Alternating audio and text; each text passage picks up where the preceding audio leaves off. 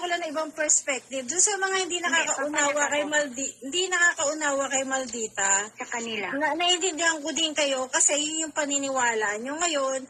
Pero kung ang mga ito na kaibigan ni Maldita, meron silang ibang kaisipan, respeto lang din kung ano yung, kung inuunawa nila si Maldita, hindi natin pwedeng husgahan yung mga nasa taas na walang prinsipyo, walang dignidad. Kasi ako outside the box ako. Hindi ko naman din friend si Maldita, pero ka-shoutout ko siya.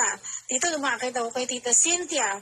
So, ang perspective ko dyan, kung si Maldita, kasi hindi ko alam yung buong pangyayari, parang narinig ko lang kanina, nakipagkita kay Sir David, tapos nakatanggap siguro ng regalo dahil birthday. Sa akin sa point of view ko doon, walang masama. Pero di syempre, di sa mga may galit kay David, iunawaan din natin may mga tao dyan na hindi rin natin kilala sa baba na nasa dami account na may sariling galit kay David. So para sa kanila, hindi dapat makipagkita o hindi dapat tumanggap. Pero for me, your galit kay David is not the same with Maldita. Alalahanin natin minsan, sometimes you have to protect yourself. For example, si Maldita pwedeng pagplanuhan na kasuhan. So being with David will not support that because she's friend with Maldita. We have to understand that. Kasi hindi naman lahat ng galit natin, yung galit nyo is galit ni Maldita, galit ni Tita Cynthia. Kung tutuusin sila, Tita Cynthia, sila, Ate Celia, may mga galit din kay David. Pero hindi ko pa naman naririnig sa Ate Celia kung anong point of view niya. Yung kay Tita Cynthia lang naririnig ko. So, if si Ate Estela inuunawa si Maldita, si Tita Cynthia inuunawa, respetuhin natin yun kasi, ayan, katulad yan, na siguro na dahil doon nag-trigger si Tita Cynthia doon sa sinabi na walang prinsipyo ang dignidad yung mga nasa taas dahil sa pag-unawa kay Maldita. Hindi naman kinukundon, kasi hindi rin naman natin Yo! nakakagatag Kamusta? din ng utak. Hello, Tol PH, ikaw Balita, na. Sige. balita. Ano ka, nagpapakalma kanino? Nagpapakalma lang tayo. Puro. Naiinsulta ako sa mga sinasabi nila, yung mga tao daw dito sa taas, walang mga, etc. Puta! Serious sila? Ako lalaban. Ikaw naman ang Sino Pero sa ako, kanila? Tita Cynthia, pigilan mo din yung kunyari, may labasan. Teka, isa-isa lang. Isa-isa lang. Okay, huwag kayo magsabi-isa ba? Ano ba ang naging problema niyo? Nakatulog ako eh. Narinig ko lang yung nagsisigaw, Cynthia. Ano nangyari, Cynthia? Paki-explain nga ng konti. Sige na. Ay, gano'n ba? Kung kalma lang, huwag kang, sige, pakinggan natin. Pupuisit Ano ako ba eh. nangyari? Ako kanina pa ako nagtitimpe sa totoo lang.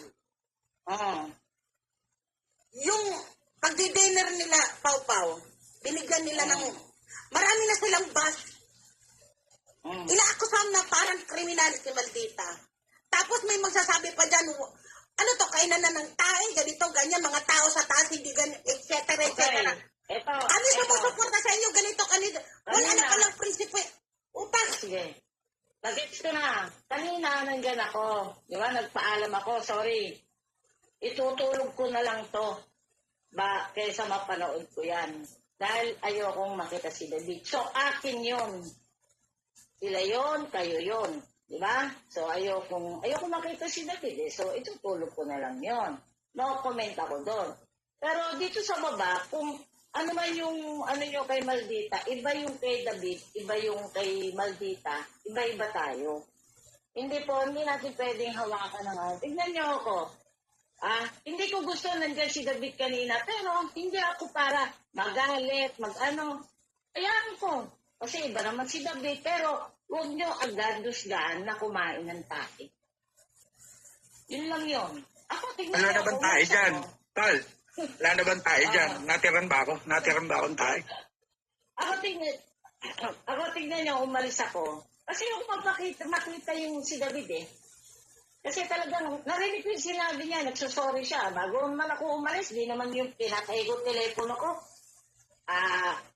Ayoko nakabidyo ako habang nakahiga na ako hanggang sa makatulog ako. Diba? Narinig ko, sinabi niya, ganon-ganon, pati ako, nagsusorry siya sa akin. Pero ayoko mambastos, pero ayoko magsulat. Pero gusto kong magsulat, gusto kong murahin, puki ng ina mo. Ganon. Pero hindi ko ginawa. Inayaan ko siya. Kasi siya yun, marirealize niya kung ano yung ginawa niya. Pero, alam natin lahat, ito lang ang bibitawan ko. Cynthia, kaya siguro, ito yung aking, hindi naman, alam natin lahat, ikaw na rin ang may sabi, na si David, balisaw-sawin. Ngayon, mabait, bukas babalaw. Kaya ako isang beses, 2 beses. Pero naka-isang beses lang o 2 beses. Alam ko na kung sino yung dapat kong kausapin. Pero syempre, iba-iba tayo. Ikaw, si Tol PX, kahit sino hindi ko pwedeng turuan. Pero ako sa akin, talagang ayoko. Alam niyo, David, di ba sinabi, David? Sabi ni Mami Celia, hanggang kamatayan daw, ayaw niya, hindi ko siya babatiin. Totoo yun. Kasi meron akong isang salita para sa akin. Pero hindi ko kayo pwedeng sabihan na, huy, huwag mong gawin yan. Huwag mong batiin. Pero yung sa akin, yung ginawa ni David sa akin, kaya alam niya, sinabi niya kanina, di ba?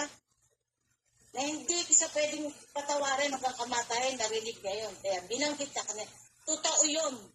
Dahil alam niyo ba kung bakit gano'n ang katuwiran ko? Kasi hindi ko siya kamag-anak, hindi ko siya o ninong o makikita kahit kailan. Kaya pangangatawanan ko, hindi ko siya pwedeng patawarin. Pag lalo na anak ang dinamay. Yun ako. Hindi ko alam sa inyo. Kaya, sorry, pero kanya-kanya tayo ng prinsipyo. Kung ano yun nasa sa isip, sinta sa baba ng mga tao, sila yun. Basta ikaw, sa sarili mo, alam mong hindi ka ganon, hayaan mo. Basta Naiinis ako. Kanina pa ako, Ate Celia. Wala ka na ano. Ay na. Narinig mo ba kanina? Oo.